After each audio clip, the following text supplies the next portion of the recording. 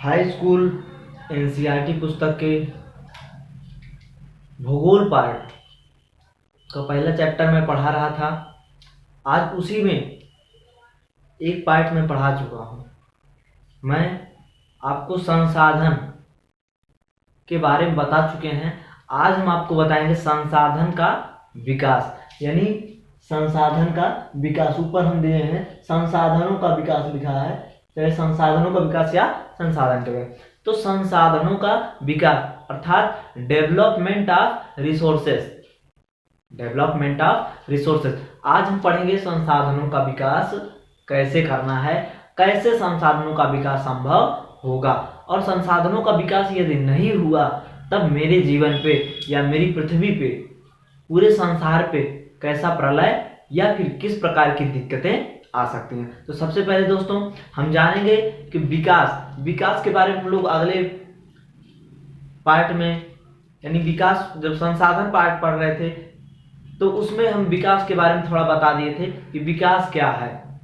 लेकिन आज हम विकास की परिभाषा फिर से जानेंगे कि विकास क्या है। तो विकास संसाधन तो पहले बताए थे, प्रत्येक वस्तु जो हमारी आवश्यकता की पूर्ति करती है, जिसको बनाने के लिए प्रौद्योगिकी अर्थात टेक्नोलॉजी उपलब्ध हो, वही क्या है हमारा संसाधन था। लेकिन विकास क्या है, मेन मुद्दा मेरा आज का विकास है। हमको मात्र जानना क्या है कि विकास क्या है, मतलब विकास किसे कहते हैं। विकास किसे कहते हैं, तो विकास क्या है कि सामाजिक व्यवस्था, सामाजिक संरचना, सामाजिक व्यवस्था, सामाजिक संरचना, संस्थाओं, सेवाओं की बढ़ती क्षमता जो संसाधनों का उपयोग इस प्रकार से करे, जो संसाधनों का उपयोग इस प्रकार से करे ताकि जीवन स्तर में अनुकूल परिवर्तन आ सके, मानव के जीवन स्तर में अनुकूल परिवर्तन आ सके। यही अनुकूल परिवर्तन ही विकास कहलाते हैं।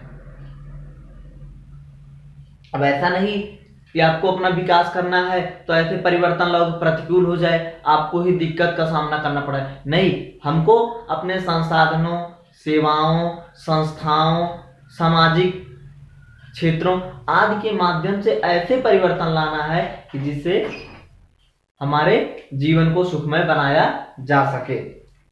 तो आगे चलते हैं। आगे हमको क्या पढ़ना है, संसाधन, यानी हम सभी को पता है कि संसाधन मानवीय जीवन यापन करने का, संसाधन मानवीय जीवन यापन करने के साथ साथ उसकी गुणवत्ता बनाए रखने में महत्वपूर्ण भूमिका अदा करते हैं। संसाधन क्या करते हैं कि मानव जीवन में उनकी महत्वपूर्ण भूमिका होती है। जैसे संसाधन मानव जीवन यापन करने का व उसकी गुणवत्ता बनाने का एक बहुत अच्छा महत्वपूर्ण साधन है या महत्वपूर्ण भूमिका अदा करता है। लेकिन आज कुछ लोग लालचवश या फिर उसको अधिक से अधिक उपयोगवश क्या कर रहे हैं, उसका ज्यादा से ज्यादा दोहन करते चले जा रहे हैं। ज्यादा से ज्यादा दोहन मतलब उसका ह्रास कर रहे हैं, उसका उपयोग इतना ज्यादा कर रहे हैं, अपनी क्षमता से भी अधिक करते चले जा रहे हैं। ऐसे में अगर अधिक दोहन होता है तो धीरे धीरे मानव सभ्यता के साथ साथ हमारी पृथ्वी का अस्तित्व भी खतरे में पड़ जाएगा। क्या, मानव सभ्यता के साथ साथ हमारी पृथ्वी का भी अस्तित्व खतरे में पड़ जाएगा। इसलिए मानव जीवन व पृथ्वी का अस्तित्व बनाए रखने के लिए संसाधनों का दोहन अज्ञानतापूर्ण नहीं करना चाहिए। उसको हमको एक सिस्टमेटिक ढंग से करना चाहिए कि हमको जो हमारी प्रकृति है, प्रकृति का उपयोग हम अपने अनुकूल कैसे बनाएं या प्रकृति का उपयोग हम किस प्रकार से करें कि मानव जीवन व हमारा पृथ्वी सुरक्षित रहे। लेकिन संसाधनों के विकास करने हेतु स्वतंत्रता के पश्चात प्रथम पंचवर्षीय योजना से ही प्रयास जारी कर दिए गए थे कि कैसे भी संसाधनों का विकास किया जाए या फिर किया जाना चाहिए। अगर संसाधनों का विकास ना किया जाता तो संभवतः आज हम लोग इस स्थिति पे ना होते। अब हमको पढ़ना क्या है कि हमारे जीवन में संसाधनों को विकसित करने की आवश्यकता क्यों पड़ी। आखिर संसाधन है तो उन संसाधनों को हमारे जीवन में विकसित करने की आवश्यकता क्यों पड़ी। तो क्यों पड़ी हमारे जीवन में उनको विकसित करने की आवश्यकता। तो हम लिखे हैं दोस्तों पहला, मानव के अस्तित्व को बनाए रखने के लिए। अगर हमको संसाधनों की आवश्यकता पड़ी है उनके विकास करने की, तो सबसे पहला कदम था कि मानव के अस्तित्व को बनाए रखना है। यदि संसाधनों का विकास समुचित ढंग से नहीं होता तो मानव का अस्तित्व खतरे में पड़ सकता था। दूसरा इसमें क्या है कि संसाधनों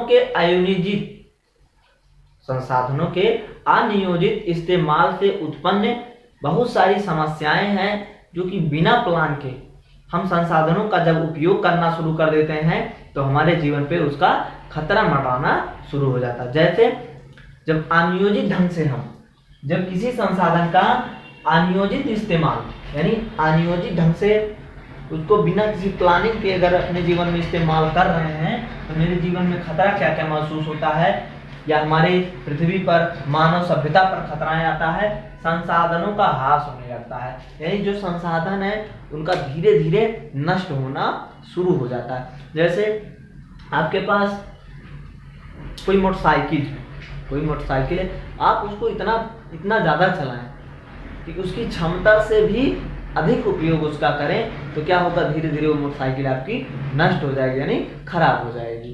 तो ऐसे में हमको किसी भी संसाधन को उतना ही उपयोग करना चाहिए जितना उसकी क्षमता हो। दूसरा क्या है दोस्तों, दूसरा संसाधनों अधिक से अधिक हाथों में संसाधन। यदि संसाधन अधिक से अधिक हाथों में होगा तो संसाधनों का दोहन संसाधनों का हाथ निश्चित ही हो जाएगा, क्योंकि जब ज्यादा से ज्यादा लोगों के हाथों में संसाधन होगा तो उसका उपयोग ज्यादा से ज्यादा लोग करेंगे, जिससे हमारा संसाधन और जल्दी से खतरे में पड़ सकता है। और तीसरा क्या है, अमीर और गरीब में अंतर का धारा। संसाधनों की आज हमारी बढ़ती हुई अर्थव्यवस्था में संसाधनों का एक ये भी देन है कि आज अमीरी और गरीबी का लोगों के बीच में साफ साफ अंतर दिखाई देने लगा है। क्योंकि जो पूंजीपति हैं पूंजीपतियों के पास संसाधन अधिक हैं, जिससे वो अपनी एक अलग ही जीवन जी रहे हैं, उनका जीवन कुछ अलग ही ढंग से चल रहा है। लेकिन जिनके पास संसाधन नहीं है वो आज भी लाचार स्थिति में पड़े हुए। जैसे आप लोग देख ही रहे होंगे आजकल रोड पे कोरोना महामारी के कारण कितने लोग बेचारे बेघर होकर इधर उधर घूम रहे हैं भूख प्यास से। तो ये गरीबी अमीरी का अंतर, जिनके पास सुविधाएं हैं संसाधन हैं वो आज अपने घर पे बैठे हैं, लेकिन जिनके पास सुविधाएं नहीं है वो बेचारे रोड पे भाग रहे हैं। तीसरा क्या है, पर्यावरण असंतुलन। अगर हम संसाधनों का उपयोग समुचित ढंग से नहीं करते हैं तो क्या होगा, पर्यावरण में असंतुलन आ जाएगा। अगर पर्यावरण में असंतुलन आया तो मानव जीवन सबसे पहले प्रभावित होगा।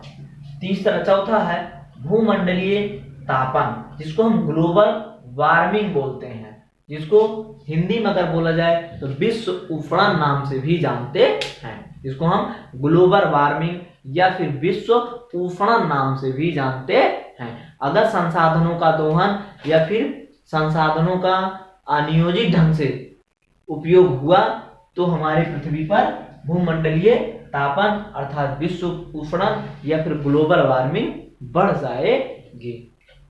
चौथा इसमें है ओजोन परत क्षरण, सबसे महत्वपूर्ण ओजोन परत क्षरण, जिसको आप अच्छे भी लिखे हैं हम, कटना यानी ओजोन परत। अगर अंधाधुंध पेड़ों की कटाई, वनों का ह्रास, जंगलों का विनाश व प्रकृति के साथ तीव्र गति से खिलवाड़ होता रहा ऐसे, तो हमारी ओजोन परत एक दिन धीरे धीरे पतली होती जाएगी, धीरे धीरे नष्ट हो जाएगी। ओजोन परत में मेरे छिद्र हो जाएंगे, जिससे पराबैंगनी किरणें सूर्य की पराबैंगनी किरणें सीधे पृथ्वी पर प्रवेश करना यानी सीधे पृथ्वी पर आने लगेंगी, या हमारे शरीर से सीधे टकराने लगेंगे, जिससे हमको तरह तरह की बीमारियां जैसे मोतियाबिंद, कैंसर जैसे बीमारियां उत्पन्न हो सकती हैं। लास्ट में है भूमि निम्नीकरण।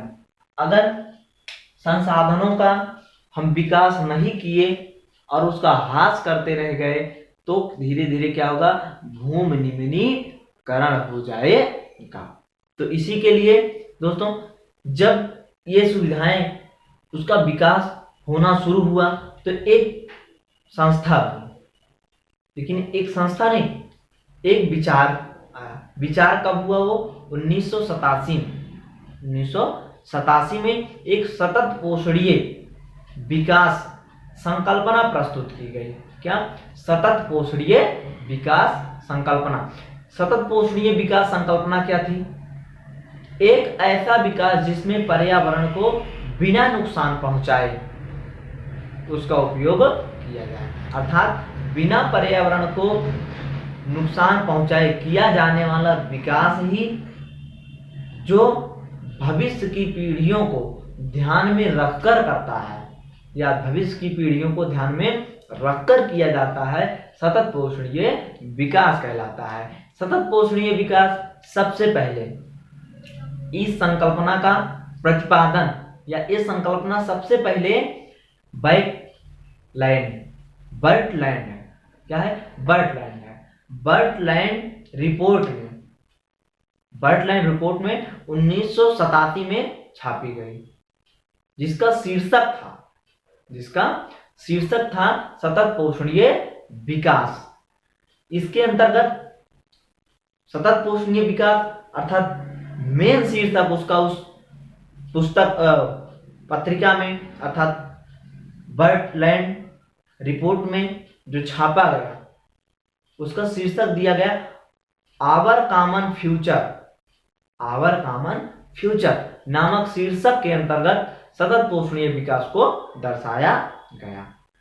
अब सतत पोषणीय विकास के तहत हमने बहुत कुछ किया, यानी अब उसको विकास करना है, विकसित करना है, तो हमारे पास कैसी सुविधाएं मुहैया होंगी जिसके द्वारा हम सतत पोषणीय विकास कर सकते हैं। तो सतत पोषणीय विकास करने के लिए हमने सबसे पहले क्या किया? एक सम्मेलन किया जिससे हमारा सतत पोषणीय विकास हो। वो सम्मेलन कब किया गया? जून 1992 में। कहाँ किया गया? ब्राजील में। कहाँ पे? रियो डी जेनेरियो में 1992 में किया गया, जिसमें 100 से अधिक देशों ने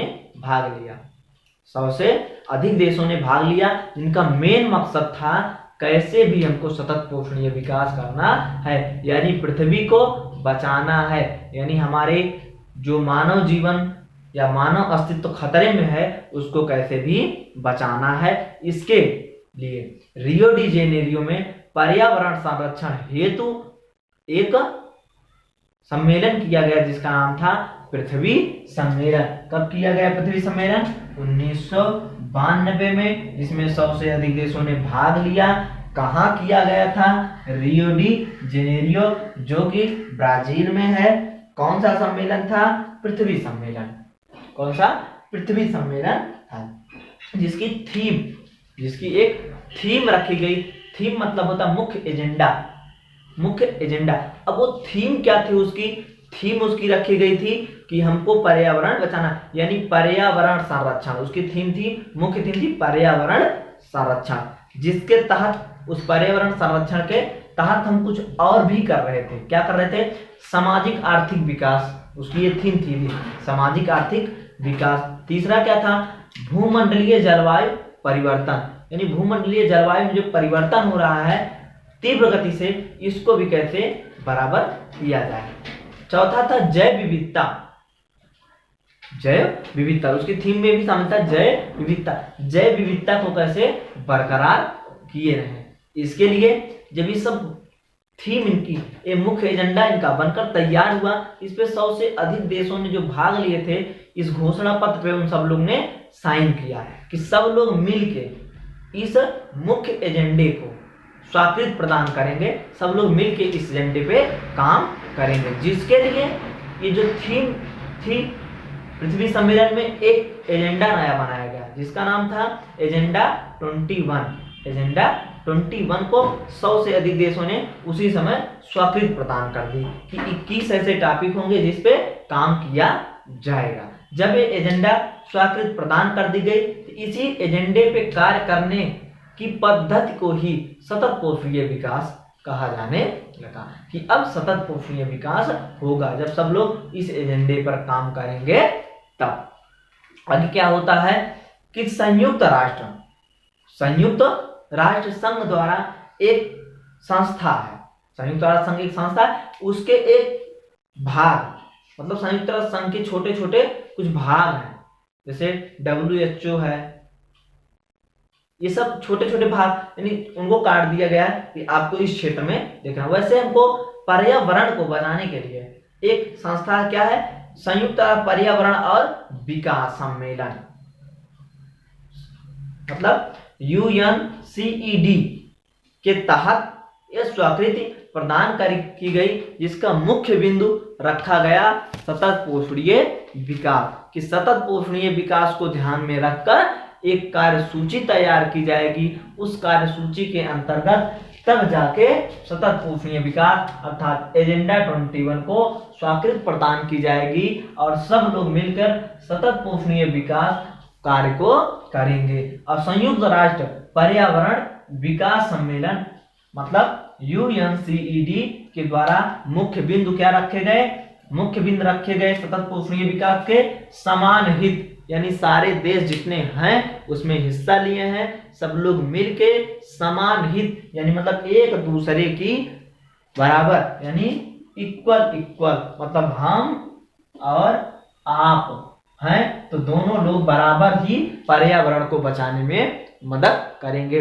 मतलब हम अगर पर्यावरण को बचा रहे हैं तो आपको भी बचाना है, ऐसा नहीं कि आपको आग लगा के भाग जाना है, हमको भी बचाना है आपको, यानी सब लोग मिलके जब काम करेंगे तभी काम होगा। जैसे अगर मुट्ठी बांध के काम मारेंगे किसी को तेज से लगेगा, अगर ऐसे मारेंगे तो आपकी उंगली को ऐसे हुई तो उंगली भी टूट सकती है। मतलब जब सब लोग इकट्ठा होके नहीं काम करेंगे तब तक हमारे पर्यावरण को अर्थात सतत पोषणीय विकास के मार्ग को और ज्यादा बढ़ाया नहीं जा सकता है या मजबूत नहीं किया जा सकता है।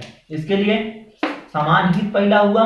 दूसरा रखा गया इसका टॉपिक पारस्परिक आवश्यकता की पूर्ति। पारस्परिक आवश्यकता मतलब एक दूसरे की पारस्परिक यानी जो आवश्यकताएं हैं, एक दूसरे की आवश्यकताओं की पूर्ति हेतु हम एक दूसरे का सहयोग करेंगे। मेरे पास अगर पैसे की जरूरत है आप मेरा सहयोग करेंगे, अगर आपको जरूरत है तो मैं सहयोग करूंगा, यानी ऐसे ही पारस्परिक आवश्यकता की पूर्ति हेतु ये भी उसमें उस कार्य सूची में एक बिंदु रखा गया। तीसरा बिंदु रखा गया सम्मिलित जिम्मेदारी। सम्मिलित जिम्मेदारी मतलब कोई भी काम होगा सब लोग समान जिम्मेदारी के साथ निर्वहन करेंगे। ऐसा नहीं किसी एक को बोल दिया भैया ये काम कर लीजिए तो वही करेगा, नहीं, सब लोग को मिलके उस काम को करना, पर्यावरण को सब लोग को मिलके बचाना है, तब जाके कहीं पर्यावरण हमारा बचाया जा सकता है, अन्यथा बहुत सारी उलझनें उत्पन्न हो सकती है। चौथा रखा गया पर्यावरण क्षति को रोकना। आज जो पेड़ों की अंधाधुंध कटाई, वनों की अंधाधुंध कटाई हो रही है, पृथ्वी का तेजी से खनन कार्य चल रहा है, जहां देखिए वहीं खनन कार्य चल रहा है, तो ये सब मिलके हमको जो हमारे पर्यावरण की क्षति हो रही है उसको समान रूप से रोकना, सबको मिल के रोकना, किसी एक को नहीं सबको मिल के रोकना है पर्यावरण क्षति को। चौथा सबसे मेन टॉपिक इसमें था गरीबी। क्या था? गरीबी। अब हम यहां लिखे हैं गरीबी। अब हम गरीबी को कैसे निपटारा करेंगे, सब लोग मिलके देश में जो गरीबी है उसको खत्म करने की सोचेंगे, कैसे भी उसको खत्म किया जाना चाहिए और खत्म किया जाए, तब जाके हमारा सतत पोषणीय विकास और ज्यादा मजबूत होगा, अन्यथा हम और धीरे धीरे दबते जा सकते हैं। लास्ट टॉपिक इसका रखा गया रोगों से निपटना। जैसे किसी देश में आज वर्तमान समय उदाहरण के लिए ले लो कोरोना बीमारी। अब एक सब लोग मिल के, इससे कोई भी रोग अगर चला है उससे सब लोग मिल के निपटो, ना कि अकेला कोई, सब लोग मिल के। जैसे मैं पढ़ा रहा हूं तो जब तक आप साथ नहीं देंगे तब तक मेरा भी हौसला नहीं, आप साथ देंगे तो हम भी पढ़ाएंगे। तो ऐसे में रोगों से निपटना मिलकर सब लोग, ये भी उस कार्यसूची में शामिल किया गया। तो ऐसे ही इन सब 7 कोर्स के अंदर वो 21 बिंदु दिए गए जिसके तहत सतत पोषणीय विकास अर्थात पृथ्वी सम्मेलन के वो एजेंडा 21 जो था उसको कार्य करना था। और छोटे देशों को यानी अपने सहयोगी लोगों को या अपने क्षेत्रों में कहा गया कि ज्यादा से ज्यादा लोगों को जागरूक करके उनके अंदर सतत पोषणीय विकास की भावना को निहित किया जाए। तो आज का हमारा ये टॉपिक खत्म होता है। अब कल यानी नेक्स्ट डे अगला आपका टॉपिक होगा संसाधन नियोजन। संसाधन नियोजन, अब संसाधन नियोजन होता क्या है इसका भी आपको परिभाषा बता दे रहे हैं। और इसके पहले जो नेक्स्ट वीडियो हम लोग आपको बताए थे, आपको पढ़ाए हैं, उसमें से आपको प्रश्न दे रहे हैं, 2 प्रश्न, 1 प्रश्न दे रहे हैं। उस 1 प्रश्न को सब लोग, जैसे संसाधनों का वर्गीकरण जितना भी किया गया था 4 भाग में किए गए थे।